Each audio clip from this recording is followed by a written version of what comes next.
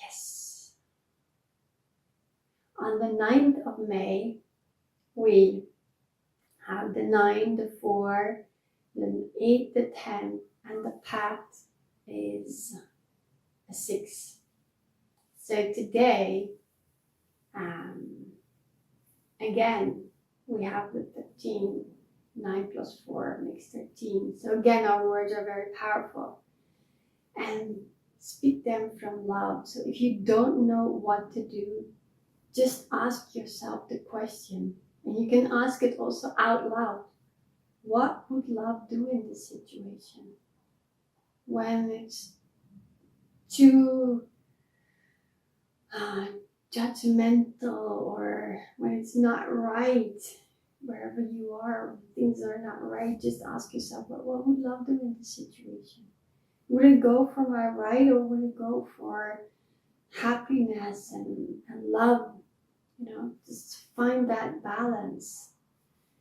And the 9 is connected to our gut feeling, the 6 to our intuition. So listen to your intuition. You already know without one word spoken.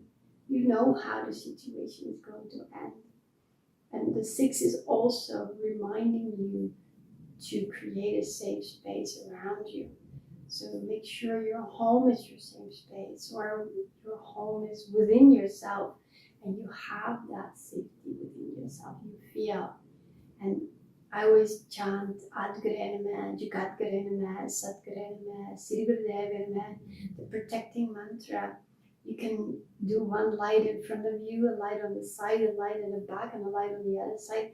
And that light is supporting you, and it's guiding you, and it's protecting you. So whenever you feel somewhere not safe, chant this mantra and it will keep you safe. Okay. Adgreneme, Jugadgreneme, Sadgreneme, Sirigurdeveneme. And it will help you. And the 9 is also our supported number this week. So anything that's not like uplifting to you and it's dimming your light, just let it go. Anything that doesn't feel right for you, that's not in alignment with you, don't give it any of your attention. This is the beauty of this year with the 8 and the 10. We're asked to just give attention to that what brings us energy. And if it doesn't, the 10 is telling you it's a 0 or 1, and you either go for it all the way or not at all. And that's the choice you can make.